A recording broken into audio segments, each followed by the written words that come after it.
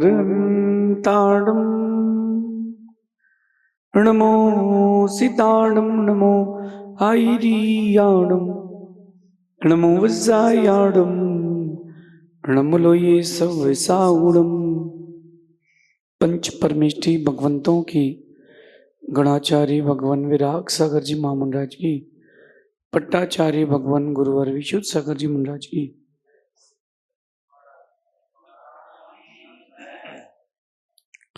या हम सभी अपने जीवन में सुख और गुणों की अभिवृद्धि के लिए नीति के विषयों का श्रवण कर रहे हैं। नीतिकार हमें हमारे जीवन को उन्नत बनाने के लिए और हमारे व्यक्तित्व के निर्माण के लिए हर दिन हमसे कोई ना कोई नीति की बात जरूर करते हैं। और आज चर्चा है प्रेम की, चर्चा है मैत्री की। पंचम काल की देन कहूं या लोगों की बुद्धि की विकृति, लोगों ने शब्दों को भी बदनाम कर दिया। बहुत सुंदर शब्द है प्रेम। गणधर परमेष्ठी भी, गौतम गणधर परमेष्ठी भी भगवान महावीर स्वामी से प्रेम करते थे। भरत चक्रवर्ती भी भगवान ऋषभ देव से प्रेम करते थे। एक पुत्री अपने पिता से प्रेम करती है, पिता अपने पुत्र से प्रेम करता है। लेकिन आप लोगों ने उस प्रेम शब्द को वल्गैरिटी में जाकर के फिक्स कर दिया है। गुरु शिष्य के बीच में भी प्रेम होता है, लेकिन आप लोगों ने उस प्रेम शब्द को एक नेगेटिविटी की ओर ले जाकर के खड़ा कर दिया है। आज इसको सुधारना है। प्रेम और मैत्री को परस्पर में बना के रखना है। ध्यान रखना, जो ये जीवन मिला है, ऐसा जीवन, इतना अच्छा जीवन फिर कब मिलेगा पता नहीं। आप लोगों को लग रहा होगा कि क्या अच्छा जीवन है, क्या अच्छा जीवन है, अरे बहुत अच्छा जीवन है। पहले आप आंख बंद करते थे तो दुख याद आते थे, अब आंख बंद करते हो तो गुरु याद आते हैं। तो बुरा जीवन कहाँ, इतना अच्छा जीवन है। पहले आप आंख बंद करते थे तो दुख याद आता था, अब आंख बंद करते हो तो सहनशीलता याद आती है। कितना अच्छा जीवन है। और आज की नीति में जीवन को अच्छा बनाने के लिए दो बातों की बात कर रहे हैं कि आपसी प्रेम और मैत्री को बनाए रखें। लॉस हो जाए तो हो जाए, सहन कर लेना। कोई बात हो जाए तो उसको इग्नोर कर देना। बस अपना आपसी प्रेम खत्म मत करना। जो आपकी मैत्री है वो खत्म मत करना। दोस्त बनाने में सालों लगते हैं, पलक झपकने में इतना कम समय लगता है। दोस्त मिटाने में, दोस्त बनाने में बहुत समय लगता है, पलक झपकने जितने समय में दोस्त खत्म हो जाते हैं। क्यों ना अपन अपने जीवन को एक अच्छे स्टेटस की ओर लेके जाए। मैत्री, प्रेम, ये दोनों मानवता के, मानव जीवन के आधार हैं। मैत्री और प्रेम। कभी आपने इन दोनों शब्दों के बारे में नहीं सोचा? आज मैं आपको एक गणित सिखाता हूं। मैत्री और प्रेम का अपना गणित है। नॉर्मली अगर अपन बात करते हैं कि 10 में से 5 गए तो कितने बचे? 5। 10 में से 2 गए तो कितने बचे? 8। 2 में से 1 गया तो कितना बचा? 1। लेकिन मैत्री और प्रेम की पाठशाला का अपना ही गणित है। जब भी मैत्री और प्रेम होता है तो 2 के बीच में होते हैं। और प्रेम और मैत्री की पाठशाला कहती है कि 2 में से 1 गया तो कुछ भी नहीं बचेगा। 2 में से 1 गया तो कुछ भी नहीं बचेगा, क्योंकि तुम भी अधूरे हो और वो भी अधूरा है। 2 में से 1 गया तो 1 बचता है। दुनिया की पाठशाला में, और प्रेम और मैत्री की पाठशाला में जब 2 में से 1 जाएगा तो कुछ नहीं बचेगा। तुम रूठ जाओ या तुम्हारा मित्र रूठ जाए, दो में से एक गया, कुछ भी नहीं बचेगा। क्यों ना अपन अपने जीवन को मैत्री और प्रेम से जोड़ें। देखो, आचार्य जैन ग्रंथों में लिखते हैं, सत्वेषु मैत्रीम। जितने भी जीव हैं सबके प्रति मैत्री भाव रखो, सबके प्रति मैत्री भाव रखो। दो में से एक जाएगा, कुछ भी नहीं बचेगा। अगर आपके जीवन में आपने किसी से मैत्री की है तो निभाना सीखना, तोड़ना मत सीखना। रहने दो क्या होगा देखते हैं। नहीं नहीं, जब मित्र शत्रु बनता है तो सबसे बड़ा शत्रु बनता है। जब मित्र शत्रु बनता है तो उससे बड़ा कोई शत्रु नहीं बनता। संभालें और संवारें। अपने जीवन को संभालना भी है, संवारना भी है। अगर कोई आपसे प्रेम करता है तो आप भी उसको प्रेम दो, आदर दो। कोई आपसे मैत्री करता है तो आप भी उसको आदर दो। और मेरा तो ये गणित है कि प्रेम और मैत्री की जो परिभाषा या जो भाषा होती है, भाषा वो शब्दों की नहीं होती,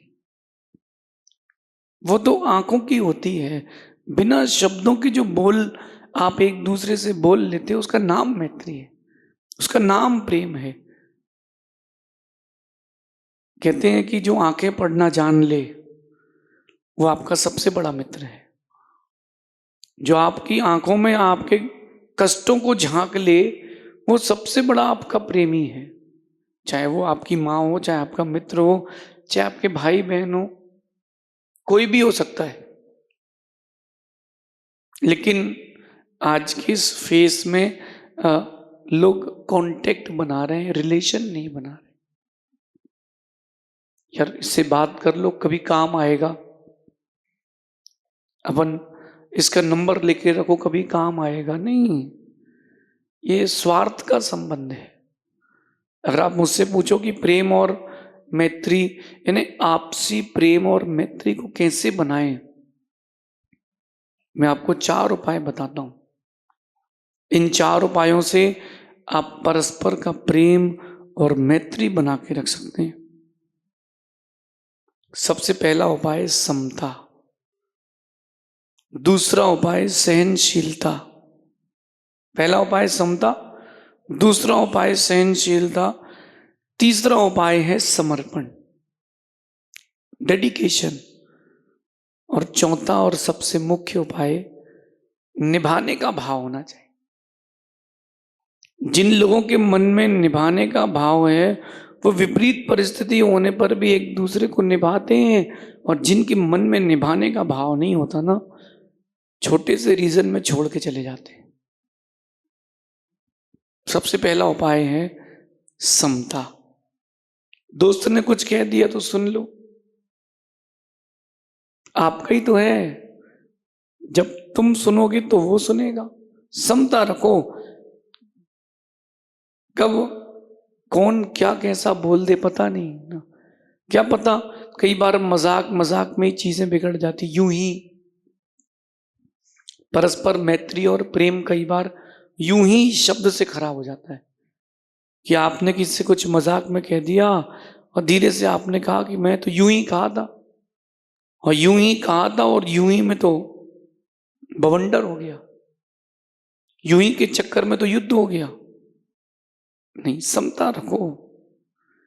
विपरीत परिस्थिति हो या आपके अनुकूल परिस्थिति हो, समता रखो।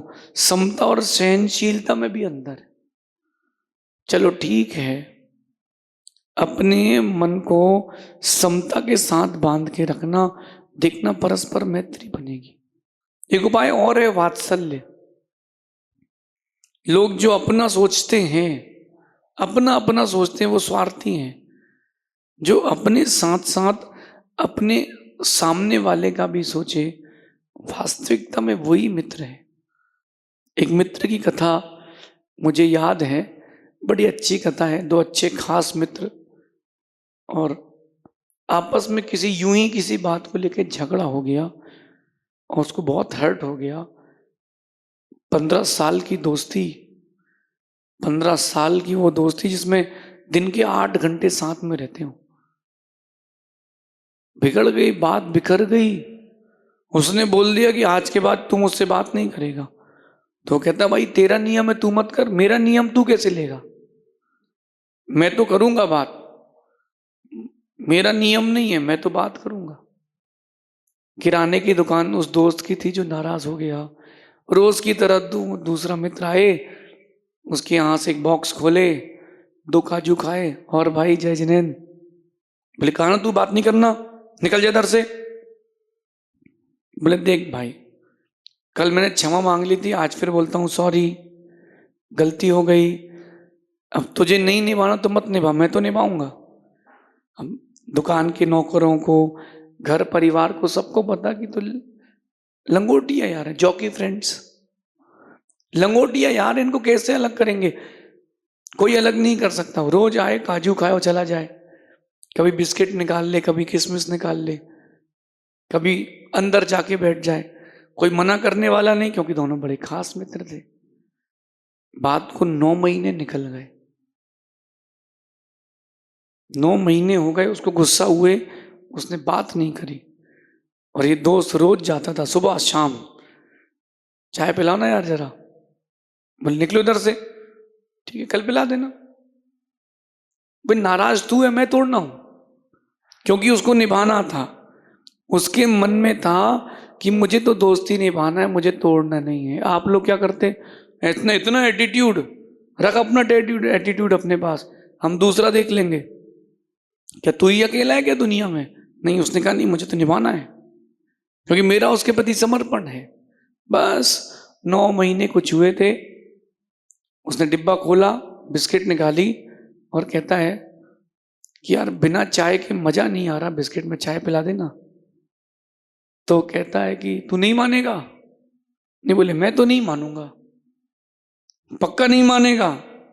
नहीं मानूंगा, झगड़ा हो जाएगा, ध्यान रखना। बोले हो जाए तो। बोले अच्छा अच्छा अच्छा, अंदर आ, चाय पीते हैं।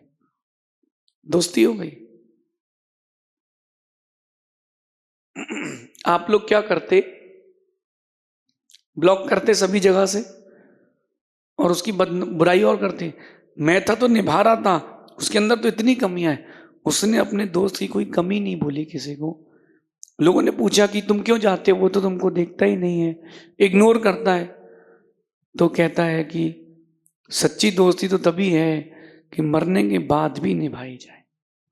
और दोस्ती का उसूल जो है, मैत्री का, वो ताले चाबी से मैंने सीखा है कि ताला टूट जाता है, चाबी नहीं बदलता।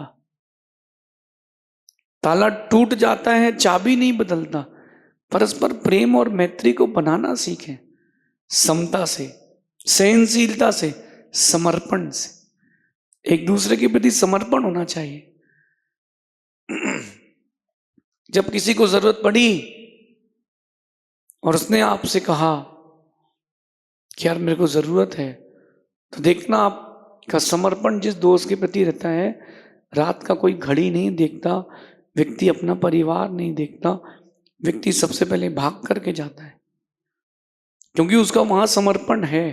कोरोना के काल में शायद आप लोग को समझ में आ गया होगा कि कौन रिश्तेदार तुम्हारा है और कौन मित्र तुम्हारा है। समता भी रखना, सहनशील भी बनना और समर्पण भी रखना, डेडिकेशन रखना, तब जाके वो प्रेम, परस्पर का प्रेम बनता है। जब राम का डेडिकेशन खत्म हुआ, तब राम ने सीता को जंगल में छोड़ दिया, लेकिन सीता ने छोड़ा था कि राम ने छोड़ा? राम ने था, सीता ने नहीं छोड़ा था, क्योंकि राम का समर्पण खत्म हुआ था। सीता के समर्पण में उस समय भी कोई कमी नहीं थी। सीता तो राम का तब भी इंतजार कर रही थी। उनका परस्पर में एक म्यूचुअल था, समर्पण था। जब विपरीत परिस्थिति आई तो राम ने ये नहीं कहा कि अब ले गए तो ले गया, रावण दूसरी कर लेते हैं।